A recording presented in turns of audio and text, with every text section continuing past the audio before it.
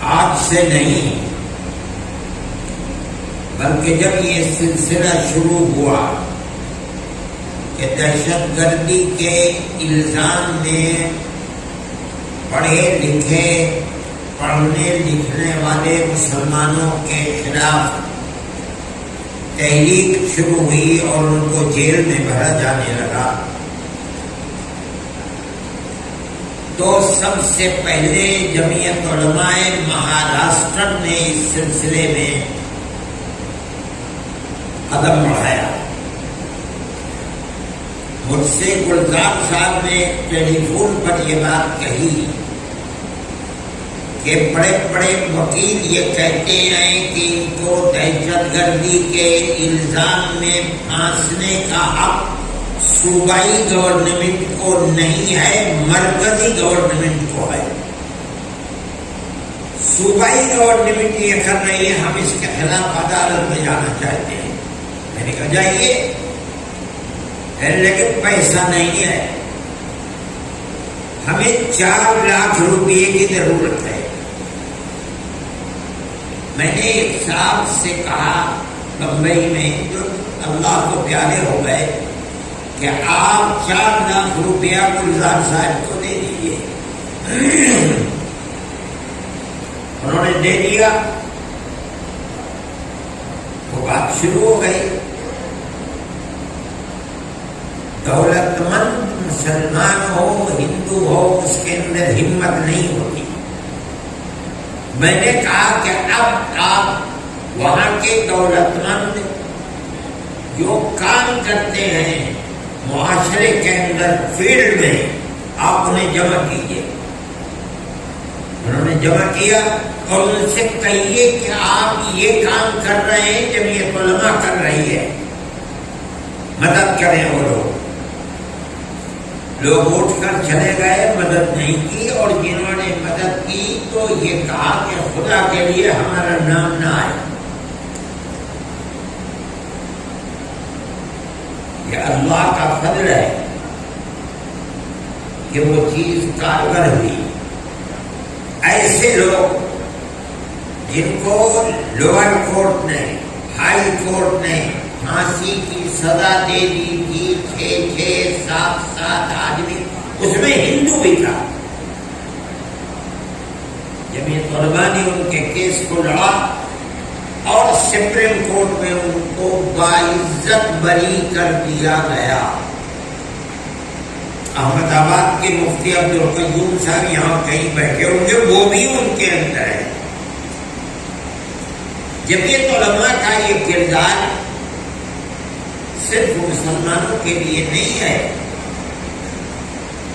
بلکہ فرقہ پرست ذہنیت جس کسی کو بزور و زبردستی اس الزام کا شکار بناتی ہے کہ یہ ملک کا غدار ہے، اور میڈیا زور و شور سے اس کا اعلان کرتی ہے، جمعیت علماء یہ سمجھتی ہے کہ یہ ہو سکتا ہے کہ یہ فرقہ پرستی کا شکار ہو۔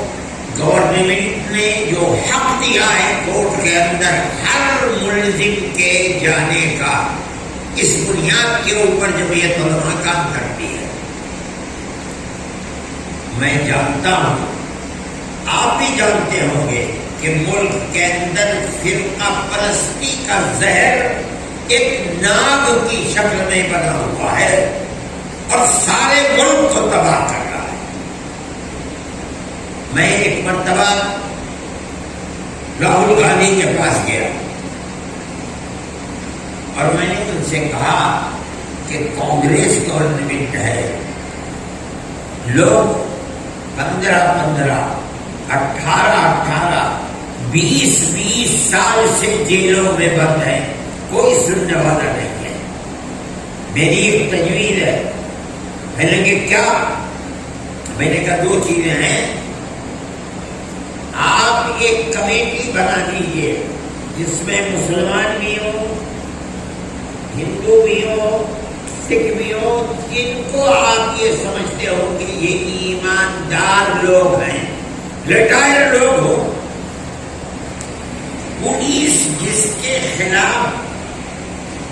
الزام لگاتی ہے، سب سے پہلے وہ کاغذات اس کمیٹی کے پاس آئے.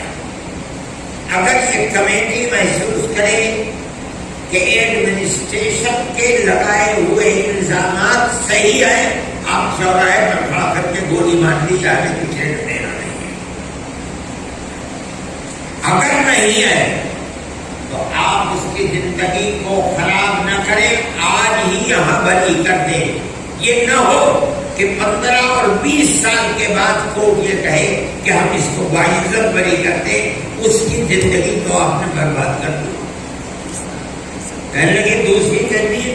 میں نے کہا دوسری تدبیر یہ ہے کہ پولیس پکڑتی ہے، جیل میں بند کرتی ہے، اور گواہ 150 200 250 300 گواہ، ان گواہوں کے پیش ہوتے ہوتے ہوتے ہوتے 10 سال گزر جاتے ہیں. کہاں کا انصاف ہے؟ آپ ایک حد متعین کیجئے. پولیس نے گواہوں کو لے کر فہرست دی ہے 6 مہینے میں، سال بھر میں، 1.5 سال میں، 2 سال میں اپنے گواہوں کو لے کر آئے. اگر نہیں آتے ہیں آپ اس مظلوم کو آزاد کر دیجئے، یہ رکشا چلائے گا، اپنے مقدمے کو لڑے گا. میری بات کو غور سے سنا. پہلے یہ فہرست کی، دیکھیے میں کیا کرتا ہوں، یہ الفاظ نے دیکھیے میں کیا کرتا ہوں، فہرست ہو جائے. میں آیا اور میں نے فہرست کو تلاش کرنا شروع کیا. جتنی بھی پارٹیاں ہیں مسلمانوں کی اور لوگ ہیں، میں نے سب سے پوچھا، کسی کے پاس کوئی فہرست نہیں تھی.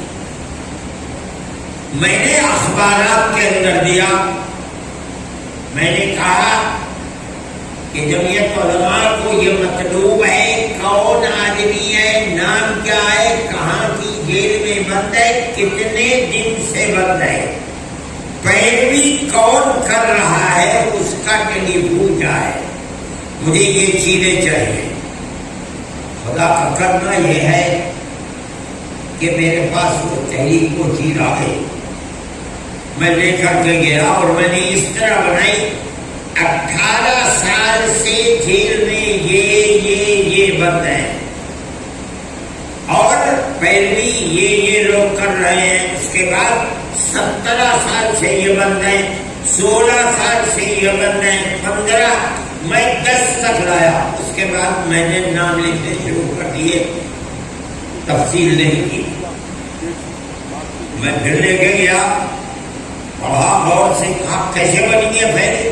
میں نے کہا کہ میں نے جمعیت علماء کے لاکھوں روپئے اس پر خرچ کیے ہیں اور میں یہ بنا کر کے لایا ہوں، آپ اس کی انکوائری کر لیجیے، غلط نہیں ملے گی.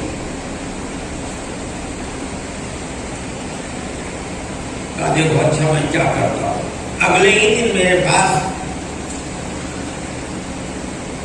ہوم منسٹر کا جو ڈپٹی تھا، وہ راجندر کا کیا نام تھا، راجستھان کا، اس کا میرے پاس فون آیا کہ میں ملنا چاہتا ہوں.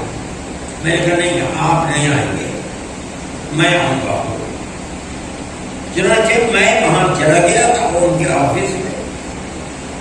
وہاں انہوں نے آئی بی اور جتنی بھی یہ تحریکیں ہیں گورنمنٹ کی، ان کے چیئرمین جمع تھے. مجھ سے پوچھنے کہنے لگے آپ نے کیا مجھ سے کہا تھا راہل جی سے، بتائیے. میں نے وہی بات پھر ان کے سامنے رکھ دی. اس کا کوئی جواب نہیں دے سکتے تھے. اور انہوں نے ڈپٹی ہوم منسٹر نے اس کی تائید کی کہ بڑی اچھی تحریر ہے. چنانچہ ان کی کیا بات ہوئی میں نہیں جانتا. ان کا پھر میرے پاس فون آیا، میں ان کے آفس میں گیا. تیسرے مرتبہ پھر فون آیا، پھر میری بات کی ان سے. ان کو ڈپٹی چیف منسٹر سے برطرف کر دیا گیا، مسئلہ ختم ہو گیا. میں کہتا ہوں کہ ملک میں فرقہ پرستی کتنی طاقتور ہے. کانگریس گورنمنٹ تھی لیکن راہل گاندھی کی بات چلی نہیں. میں اسی لیے کہتا ہوں کہ کانگریس کی لچکدار پالیسی کی فرقہ پرستی کے خلاف آج جس پالیسی کو انہوں نے اپنایا ہے، اپنے مینیفیسٹو میں لا کر رکھا ہے کہ ہم بجرنگ دل فرقہ پرست فسادی ظالم پارٹی کے پنجے کو موڑیں گے، اس کے اوپر پابندی. اگر یہ چیز آج سے 50 سال پہلے یہ چیز کانگریس لگا دیتی ہے، آج کانگریس کو یہ دیکھنا لگا. ہم آج بھی یہ بات کرتے ہیں مسلمان تو ظلم سہ رہا ہے، 70 سال سے عادی ہو گیا ہے، لیکن ملک کی تباہی سے ملک کو کیسے بچایا جائے یہ ایک مسئلہ ہے. ہم یہ سمجھتے ہیں کہ یہ ہمارا حق ہے. ہم مانتے ہیں کہ ایڈمنسٹریشن اپنے دل کے بھگونے پھوڑتا ہے، وہ بدور و زبردستی مجرم بناتا ہے اور اس ملزم کو کٹہرے میں ڈال دیتا ہے. حقیقت نہیں ہوتی، اور بنیاد اور دلیل اس کی یہ ہے کہ یہ لوگ جن کے اوپر عمر قید اور پھانسی کی سزا جنہیں دی جاتی ہے لوور کورٹ میں، ہائی کورٹ اس کی تعین کرتا ہے، سپریم کورٹ میں جا کر کے 22 بری ہو جاتے ہیں. کیا مطلب ہے؟ ان کے ساتھ ظلم کیا گیا، ان کی زندگی کو برباد کیا گیا، ان کے ماں باپ کی زندگی کو برباد کر دیا گیا. اگر یہ مر جاتے مہینے 2 مہینے سال 2 سال میں صبر آ جاتا.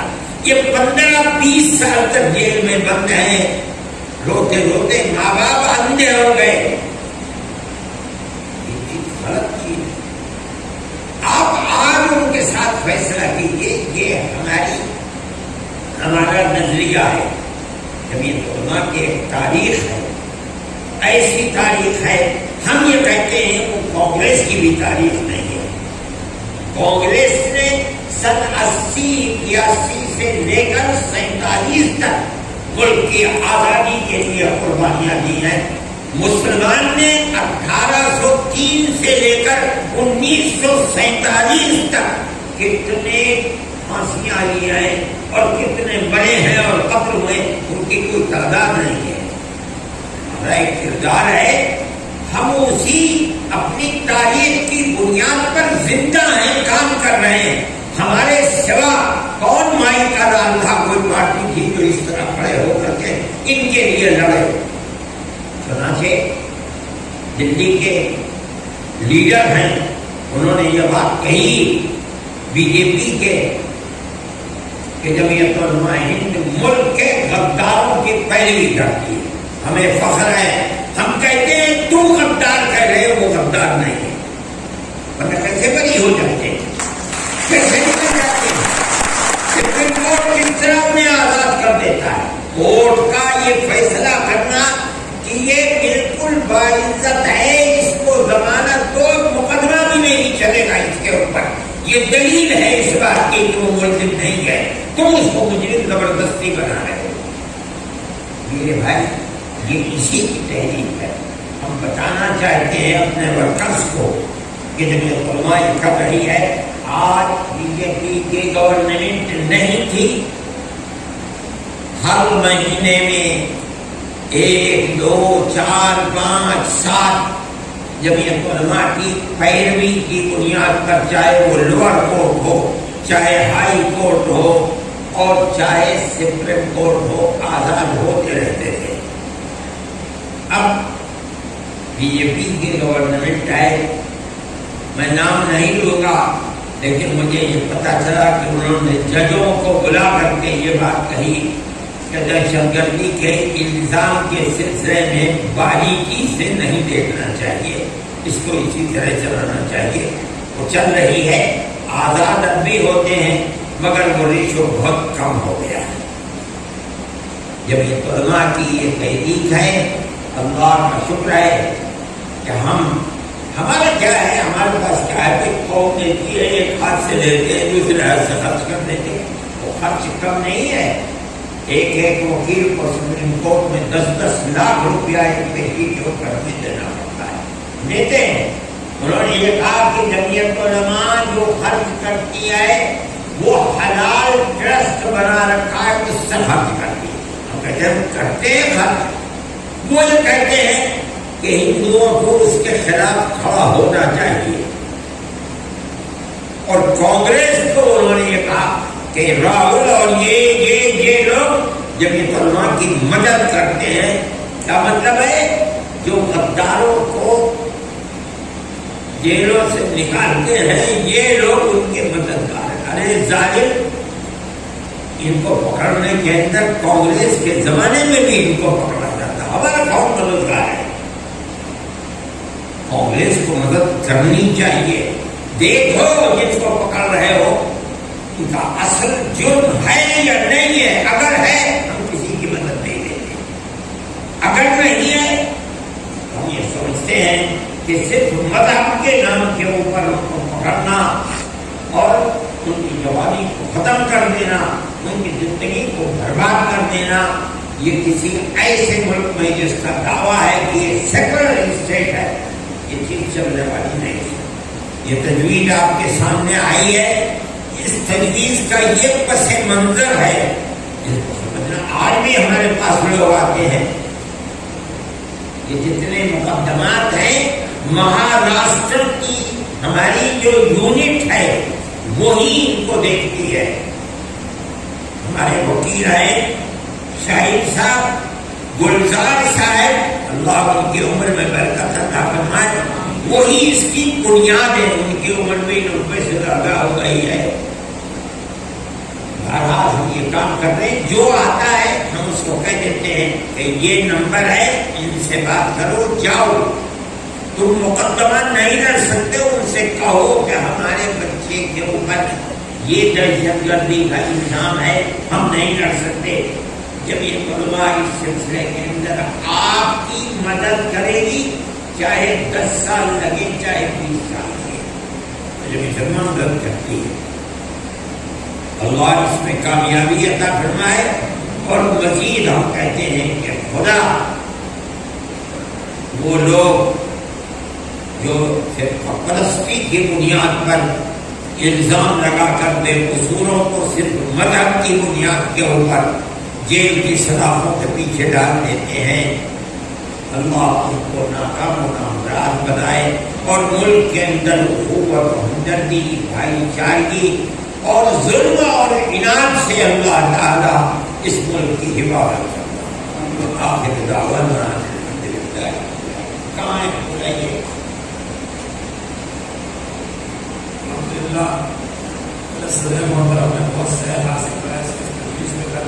کانگریس کے صدر بیٹھے ہوئے ہیں نانا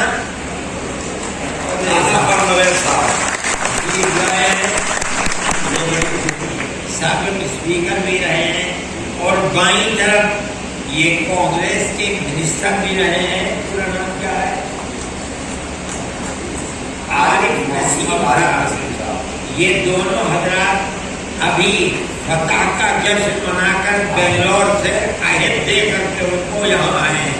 سیدھے ہی نہیں آئے.